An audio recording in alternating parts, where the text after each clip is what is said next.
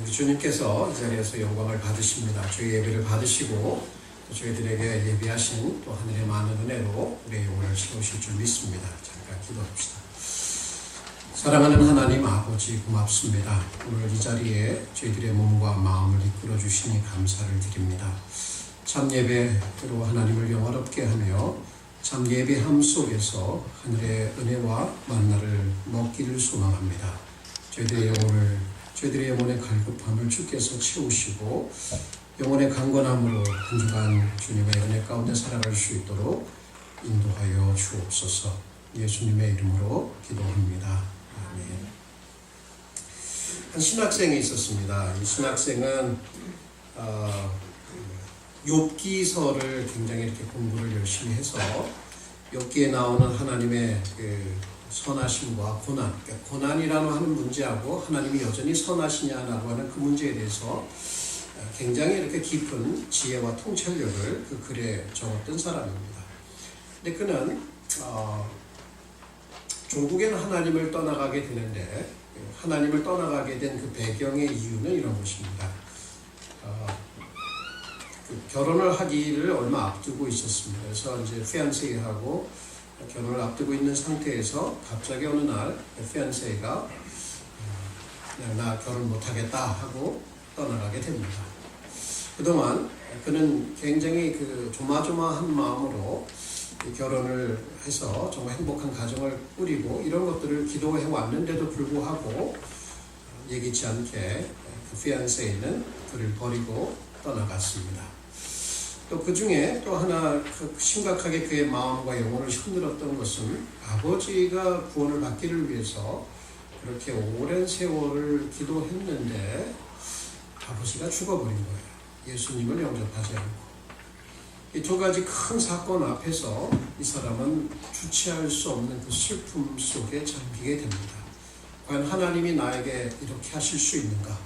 과연 하나님은 살아계시다는 것인가? 라고 하는 심각한 회의에 빠지면서 마지막으로 이렇게 마치 하나님과의 그 거래 제안을 합니다. 내가 오늘 저녁 내내 기도를 할 것인데 하나님이 내게 나타나시지 않으면 나는 떠납니다.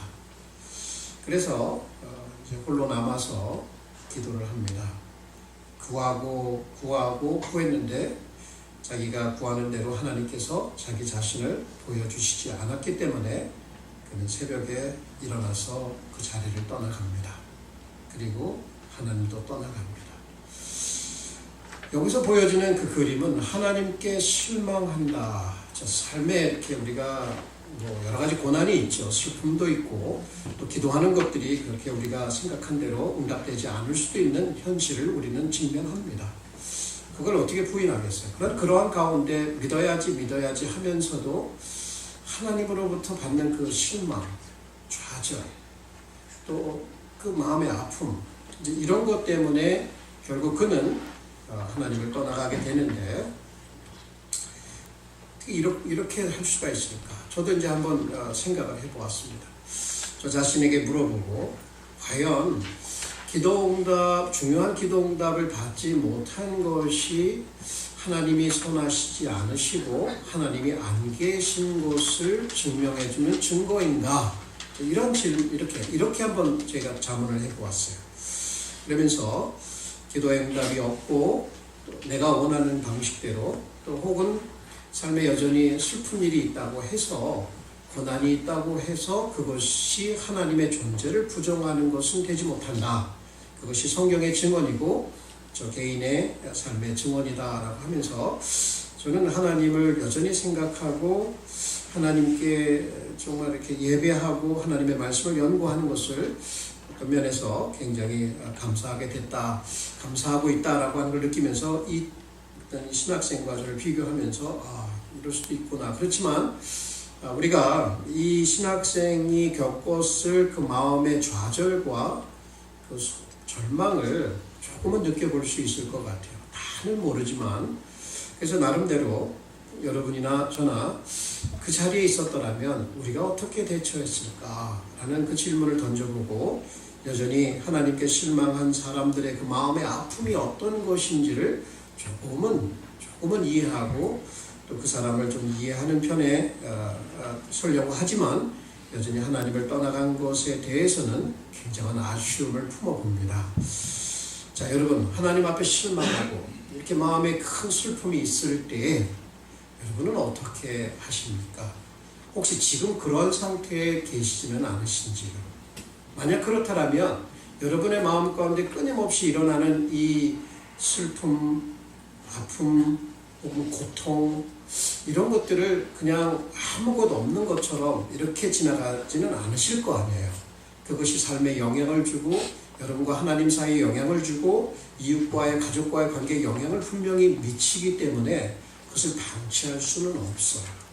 그래서 저희들은 예레미야의 그 삶을 통해서 우리가 해답을 좀 얻어보았지 않습니까? 지난 2주 동안 저희들은 이 주제를 가지고 예레미야가 그 국가가 재난을 당해서 망하는 상태에서 예루살렘이 망하고 하나님을 예배하는 성전이 완전히 불탄 가운데 그 잿더미 가운데에서 사방을 둘러보아도 널브러져 있는 시체들과 잡혀가는 포로들과 불타버린 집들과 황망한 그 곳에 홀로 서서 하늘을 향하여 그 하나님께 호소하고 자기의 마음의 그 아픔을 호소하고 그것을 글로써 기록하는 어떤 그런 부분도 우리는 생각해 보았습니다. 그래서 삶의 슬픔과 고난을 다루는 슬픔 다루기는 결국 마음의 아픔을 담아두지 말고 하나님 앞에 기도로 솔직하게 아뢰자. 그것을 글로써 아뢰든 말로써 아뢰든 아뢰보자라고 하는 것이 첫 번째 우리가 살펴본 바였어요.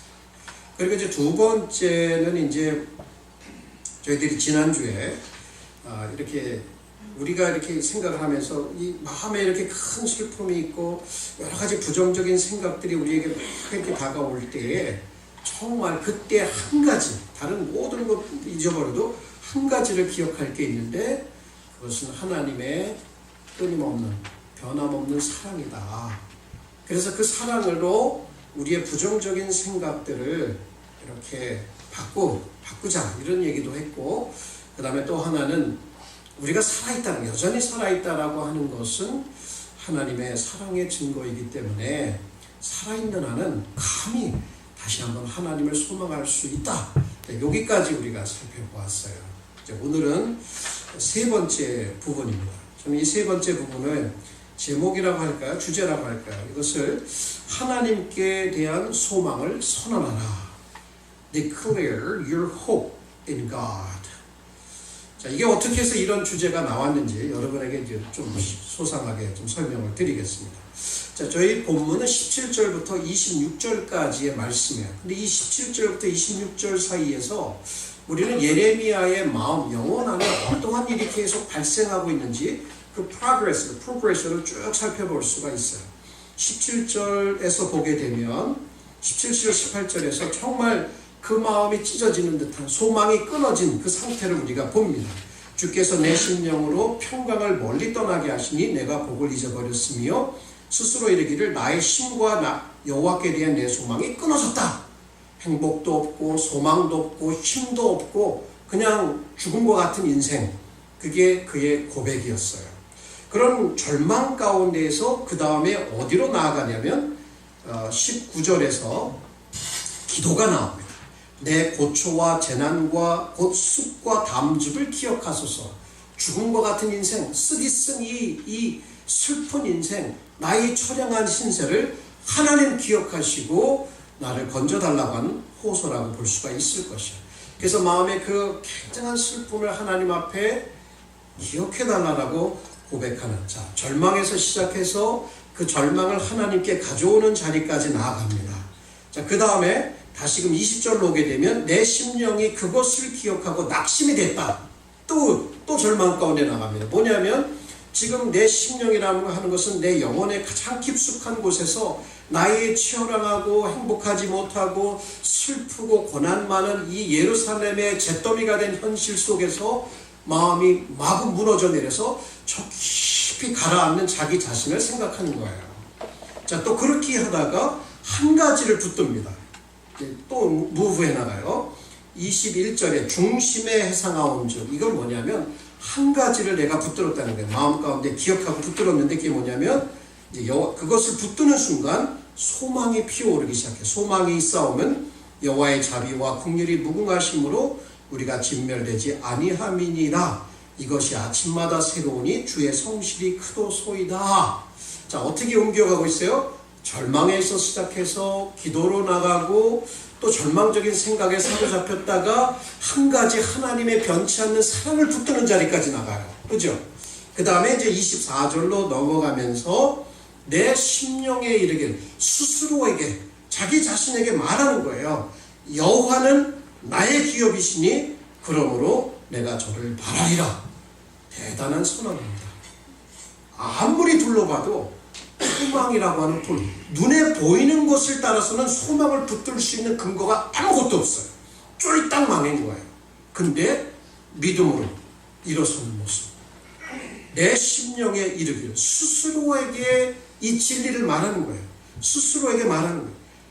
여호와는 나의 기업이시니 그러므로 내가 저를 바라리라. 소망하겠다는 거예요. 소망이 없는 중에도 나는 소망하겠다라고. 왜? 하나님이 나의 영원한 기업이 되기 때문에. 이게 점점 승리를 나가죠. 절망에서 소망으로 나아가고 있는 그 안에 내면에서 수력을 하면서 진리를 붙들고 일어나는 하나님의 사람을 보게 됩니다. 혹시 여러분 이런 것을 좀 읽으시면서 나도 그런 적이 있는데 나도 그렇게 일어나고 싶은데 어떤 이런 소망이 생기지 않습니까? 저는 그래요. 그 전에도 그렇지만 이 역사를 살았던 많은 하나님의 사람들도 이러한 것을 경험을 했고 결국에는 하나님의 진리를 붙들므로 일어날 수 있었고 소망 가운데 미래를 향해서 묵묵히 걸어갈 수 있었다. 요게 우리가 꼭 붙들고 싶은 거예요. 그래서 저는 이런 예레미야 이렇게 본문에서 나오는 어떤 이런 그 spiritual dynamic, 내면에서 일어나고 있는 이런 것들이 그 중에 이제 두 가지를 얘기하고 싶은 거예요. 뭐냐면 하나님 앞에 얘기하는 prayer talk가 있어요. 하나님 앞에 얘기하는 거는 하나님께 말하는 거고, 그 다음에 오늘 본문에는 뭐냐면 self talk예요. self talk, 자기 스스로에게 말하는 이것이 있어요. 그러니까 이 talk가 그러니까 이 중간에 또 뭐가 필요하냐면 이제 하나님의 진리를 붙드는 거예요. 이런 영적인 그 내면에 일어나는 역학을 spiritual dynamic을 가지고 세 가지를 좀 여러분에게 남겨드리고 싶습니다. 첫 번째는 이거예요. 첫 번째는 하나님 앞에 이렇게 나가면서 내 마음 가운데 일어나고 있는 여러 가지 목소리들이 있어요. 내 마인드에는, 내 영혼에는 여러 가지 소리들이 막 왔다 갔다 해요. 그 부정적인 소리를 듣지 말고 나 스스로에게 하나님이 나에게 어떤 분이시고 성경이 하나님에 대해서 무엇을 얘기하고 있는지 그것으로 나와 대화를 하라는 얘기예요. 이거를 좀 말로 이렇게 한국말로 바꾸기가 좀 뭐했는데 영어로는 이거예요. Instead of listening to your negative inner voice, talk to your soul about God. 하나님에 대해서 스스로에게, 하나님이 어떤 분이신지를 스스로에게 말하라는 얘기예요. 여기 본문에 보면요, 사실 ESV 성경에는 My soul speaks, my soul says라는 말을 써요. 근데 그 말은 사실은 그걸 풀어서 해석하면 이제 다른 NET 영어 성경이라든지 NIV 영어 성경이나 NTR 영어 성경을 보면 I talk to myself 혹은 I speak to my soul 이렇게 번역을 했어요. 그걸 보면 건 뭐냐면 스스로에게 대화를 거는 거예요. 혹시 여러분 살면서 스스로와 대화하시잖아요. 매일 대화해요. 안 하는 것 같아도요. 계속 마음에 뭐 잡히는 여러 가지 생각을 가지고 서로 디베이트하고 싸우기도 하고 마음이 나누기도 하고 막 대화를 해요. 근데 대부분은 우리의 성향이 좀 부정적인 목소리를 가지고 대화하기가 쉬워요. 그러면 그런 대화를 하다 보면 슬픈 것이고 세상이 잿빛으로 보이고 살 맛 안 나는 거예요. 근데 예레미야도 그랬을 거예요, 분명히. 자기 스스로에게 부정적인 소리로 보니까 여기 사람들은 죽어나갑니다.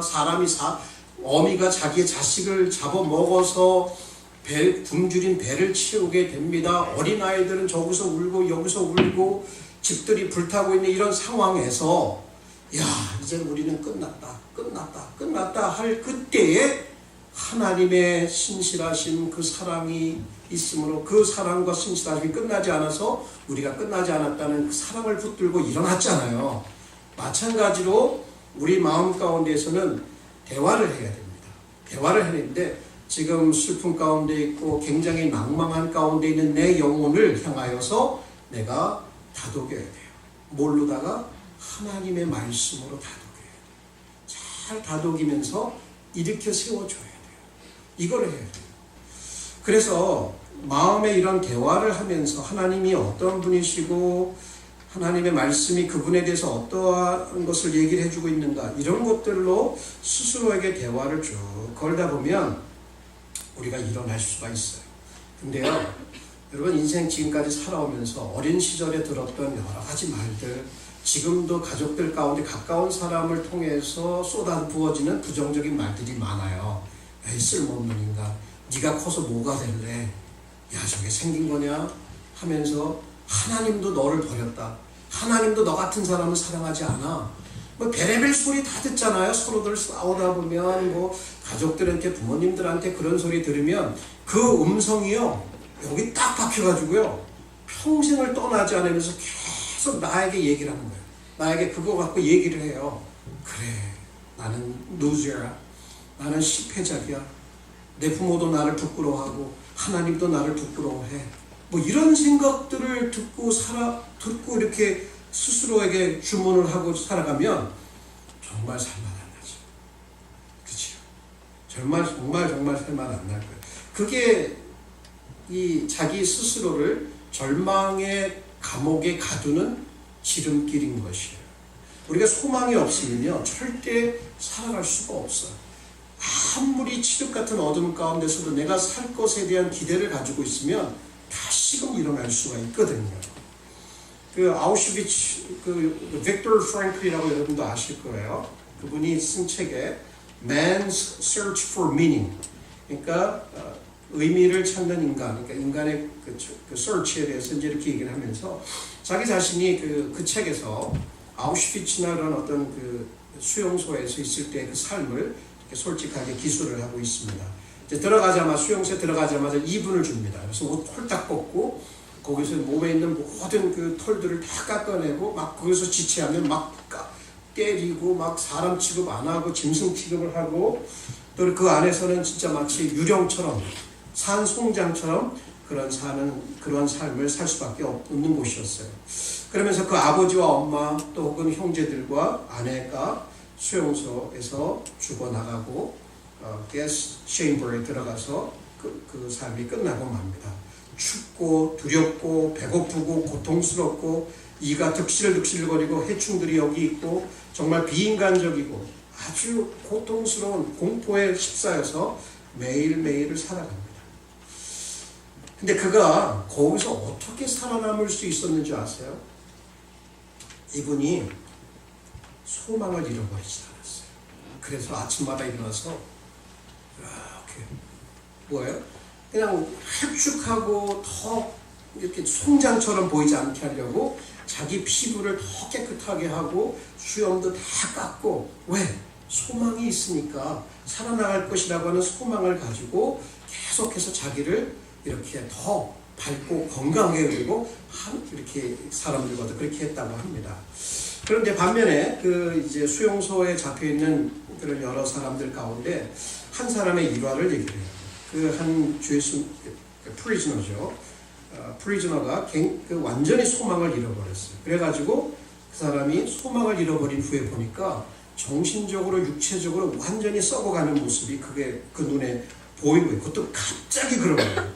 그러면서 이 사람이 안으로부터, 내면으로부터 소망이 이루어지니까 무너지기 시작하면서 살아야 될 아무런 의미를 느끼지 마. 그래서 친구들이 와갖고 아니야, 살아야 돼, 막 인커리지를 하고 이러면 안 돼, 나가자 해도 안 나가요. 그러더니 이제 프리즌 가드들이 와갖고 막 때리면서 너 이거 막 해도 안 나가요. 결국은 자기가 그 자리, 누웠던 그 자리에서 그냥 오물, 이렇게 똥 오줌 다 싸고 거기에 그 자리에서 그냥 그렇게 죽어버렸어요.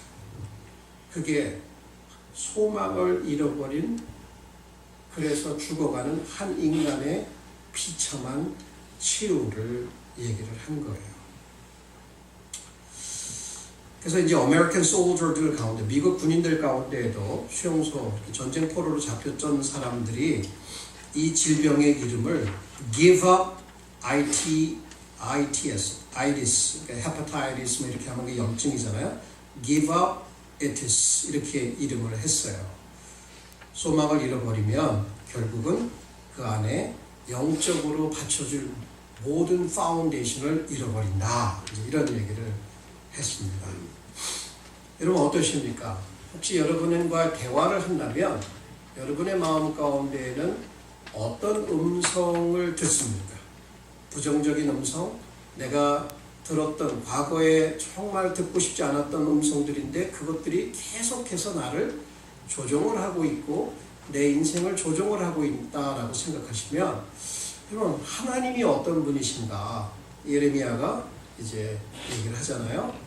God is my portion이라고 하는 부분. 그것이 두 번째 부분입니다. 자, 자기하고의 대화를 하시되 부정적인 음성을 듣지 말고 하나님이 어떤 분이신지를 들어라. 그게 첫 번째 포인트였고, 두 번째는 secondly, declare to your soul that God is everlasting portion. 자, 하나님이 우리에게 영원하신 기업이 된다. 이 부분을 여러분 스스로에게, 저 스스로에게 declare, 선언하는 거예요. 근데 이게요, 쉬운 것 같죠? 눈에 보이는 게 다 잿빛인데 그 중에 딱 일어나갖고 하나님은 나의 영원하신 기업이야. 이게 미치지 않고는 이런 소리 못해요, 진짜. 근데요, 이렇게 할 수 있었던 근거가 있었어요.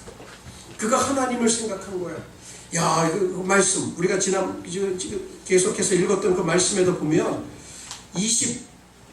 22절부터 여호와의 자비, 그 사랑이에요. 긍휼, 그것이 무궁하심으로 우리가 진멸되지 아니함이다. 이것이 아침마다 새로우니 주의 성실이 크도소이다.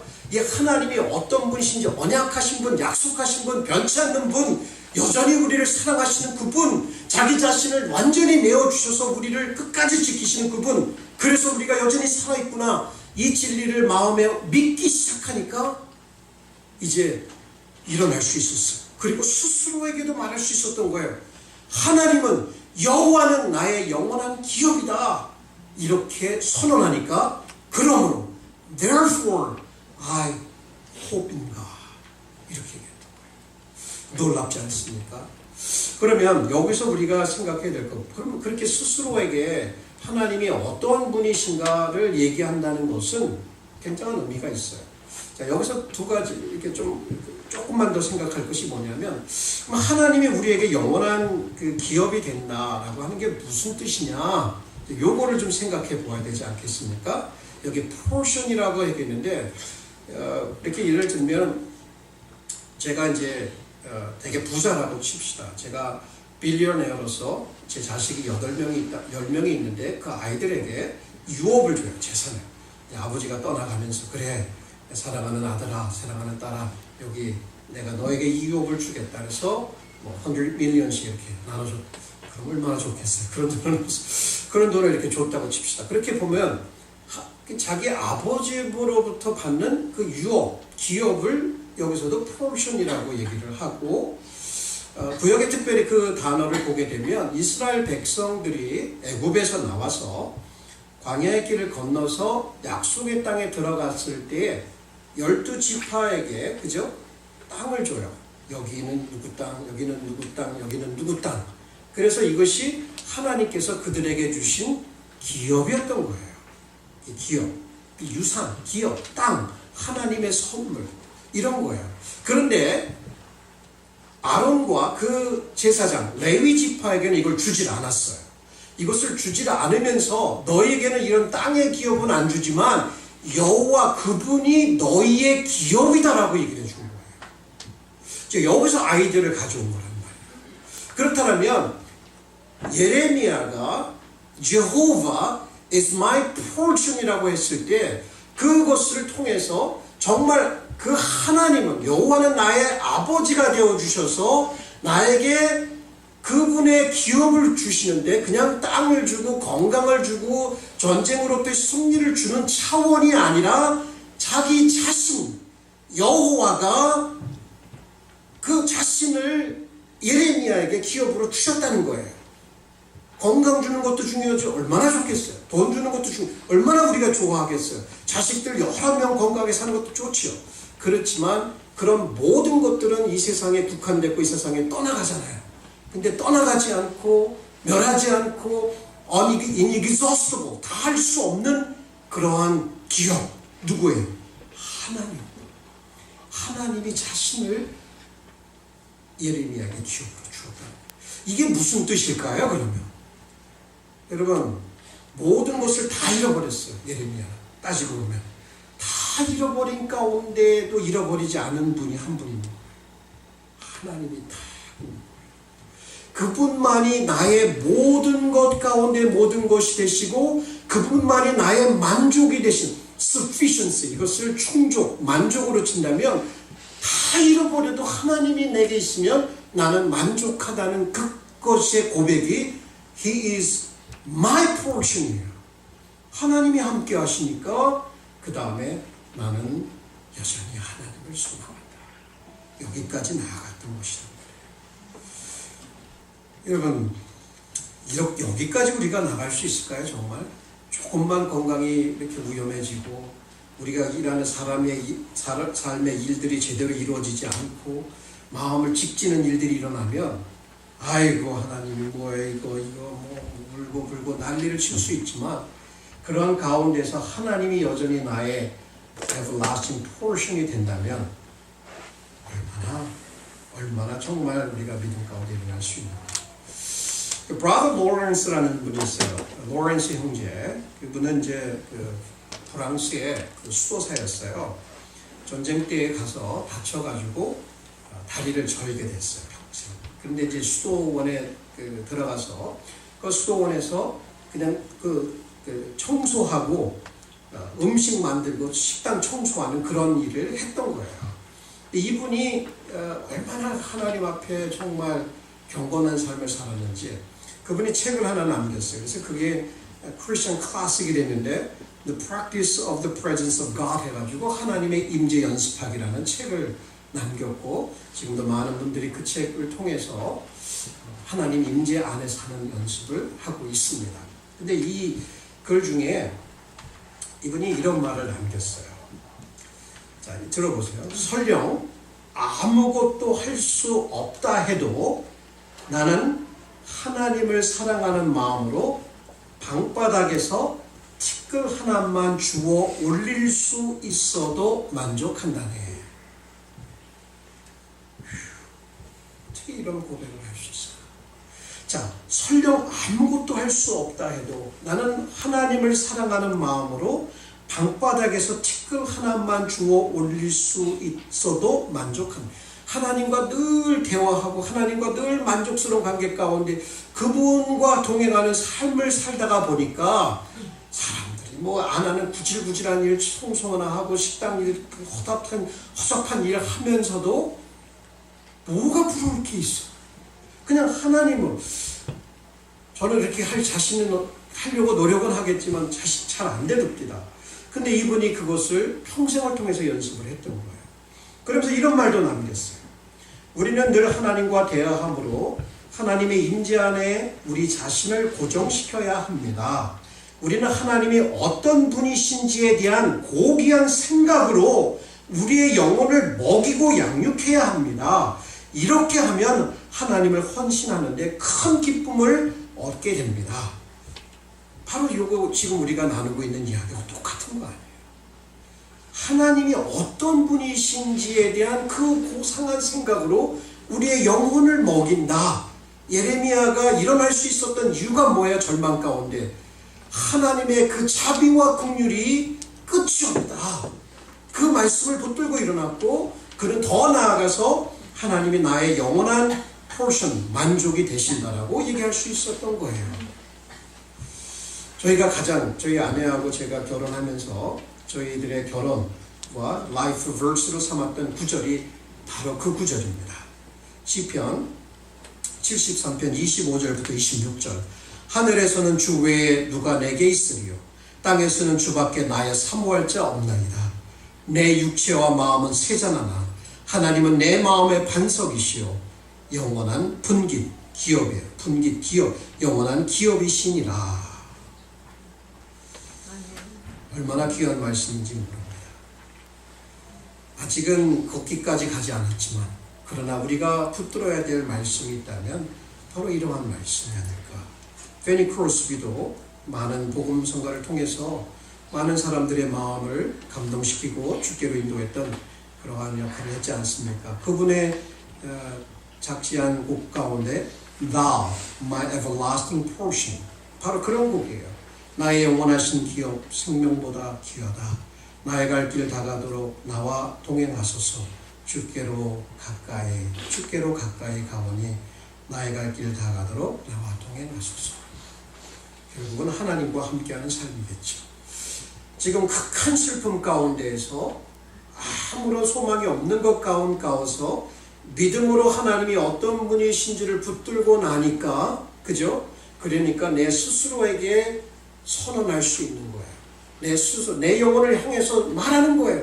내 영혼아, 어찌하여 네가 낭망하여 하느냐? 너는 하나님을 바라라고 시편 기자처럼 그렇게 얘기하는 거예요. 그래서 일어난 거예요. 그죠? 일어났어요. 그 다음에 또 나아가서 세 번째는 진짜 이제는 담대하게 여러분의 영혼을 향해서, 제 영혼을 향해서 하나님께 대한 소망을 선언하십시오. 선언해요. Proclaim your hope in God to your soul. 여러분, 우리의 영혼을 향해서 하나님께 대한 그 소망을 선언하고 담대히 나아간다. 아니면 또 옛날로 돌아가요. 에이, 또 안 될 것 같아. 아무리 봐도 아니야. 이거 나 스스로 그냥 나를 mesmerize, 그냥 최면을 거는 거야. 스스로에게 최면을 거는 거야. 그냥 내 스스로에게 그래, 나는 정말 잘 될 거야. 나는 잘 될 거야. 나는 잘생겼어. 나는 성공할 거야. 이런 식의 이야기가 아니에요. 이건 그냥 자기의 낮아진 자존감을 높이려고 하는 게 아니에요.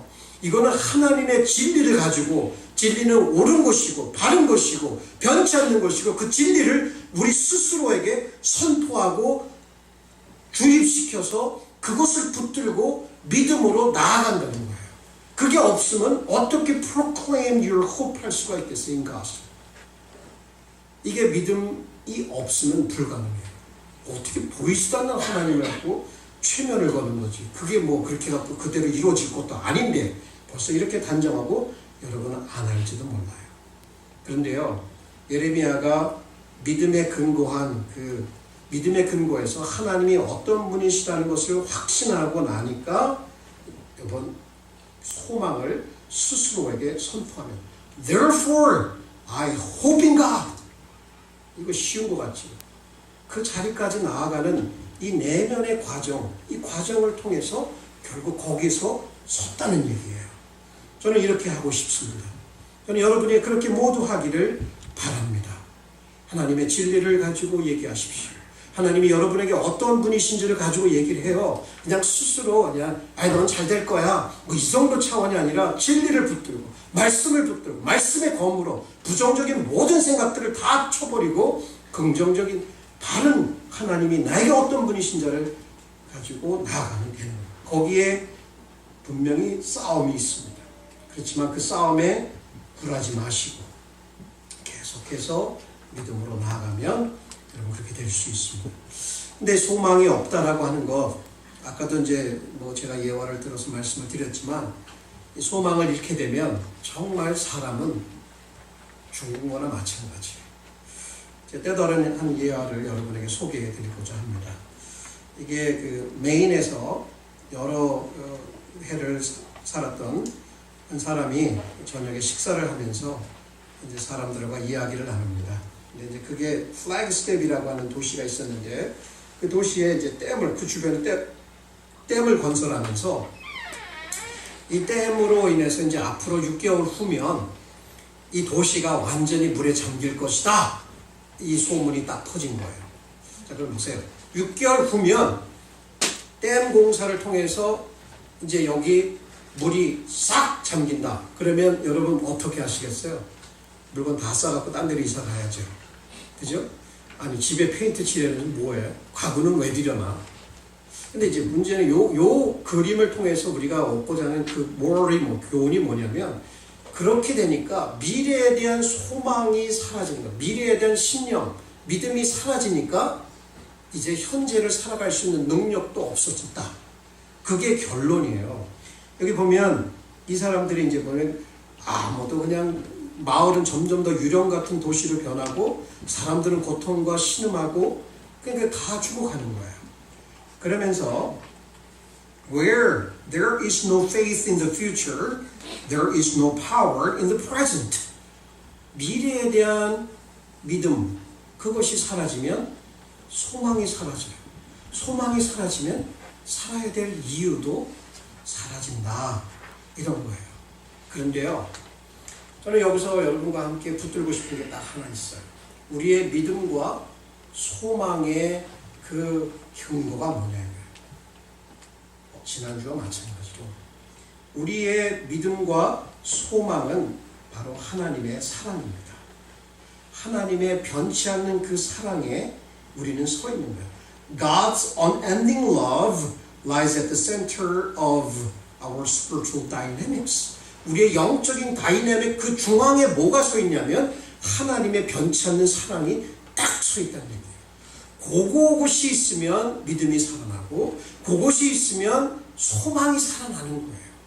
근데 그게 없어지면 살아야 될 이유도 모르고 그냥 공허하고 허무하고 채워지는 건 없고 만족은 없고 다른 데 눈을 기울이면서 계속 한눈 파는 거예요. 그게 현대인들의 모습이고 많은 기독교인들의 모습이 아닐 수가 없습니다. 그래서 우리는 하나님의 사랑 가운데 있어요. 지금 왜? 우리가 살아있잖아요.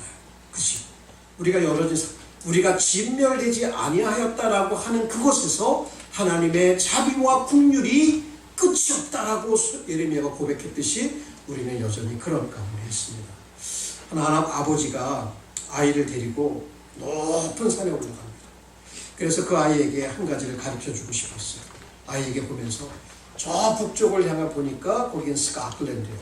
저 남쪽을 보니까 잉글랜드예요. 저 이스트 쪽을 보니까 바다예요. 웨스트 쪽을 보니까 거기 계곡들과 산이 이렇게 쭉 있어요. 근데 중앙에 딱 서서 아들에게 얘기를 하는 거예요.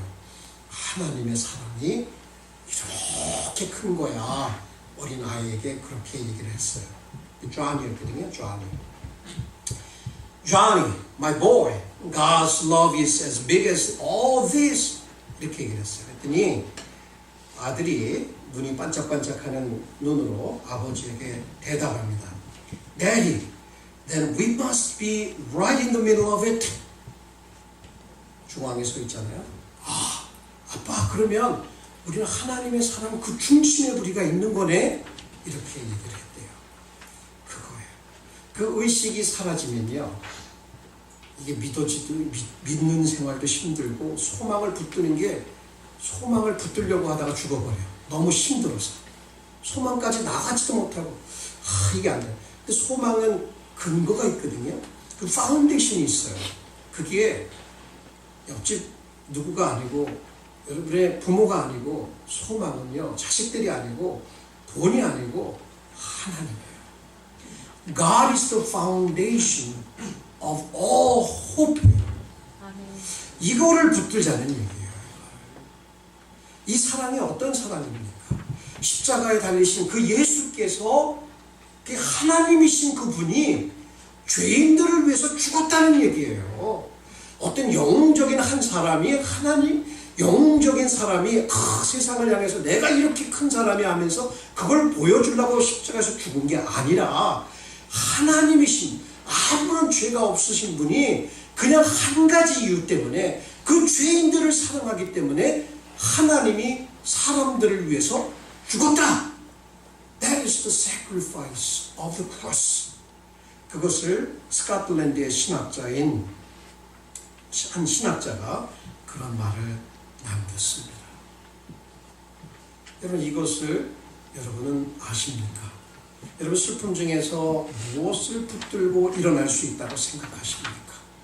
음악을 크게 틀어놓고 영화를 한참 보면서 아뮤즈 생각을 잃어버리고 그냥 그렇게 슬픔을 잃어버리려고 합니까? 여러분의 공허함을 그렇게 극복해 보려고 하십니까? 아니면 정말 이 진리, 오늘 이 말씀, 그 여호와의 자비와 긍휼이 탐이 없다. 그 말씀을 가지고 더 한 발짝 더 나가서 스스로에게 God is my everlasting portion 이 자리까지 나아갈 수 있는지 저의 기도입니다. 저 자신을 위해서 저희 가족과 우리 온 교우들을 위해서 바로 이 기도를 놓치고 싶지 않고 그 기도를 드릴 것입니다. 여러분 슬픔이 아무리 커도 아픔이 아무리 커도 고난의 무게가 여러분을 짓눌러도 우리가 아직 살아있으니 우리는 소망할 수 있습니다. 그래서 좀 부정적인 생각 좀 듣지 말고 하나님에 대한 생각으로 스스로에게 좀 이야기를 하는 것을 좀 practice 해보십시오. 다가오는 한 주간에. 그리고 스스로에게 선언하십시오. 하나님은 나의 기업이시다. 이렇게 기업이시다 하면서 마음을 깊이 한 숨을 들이쉬면서 He is my everlasting portion. 그리고 담대히 소망을 선언하십시오. 마귀들이 싫어할 거예요. 분명히 싫어할 거예요. 그러나 그렇게 할 때 영적인 세계에서 보이진 않지만 여러분의 영혼이 이 컴컴함에서 이 빛으로 이 절망에서 소망으로 옮겨갑니다. 예레미야가 그렇게 옮겨갔거든요. 바울의 축복입니다. 베네딕션.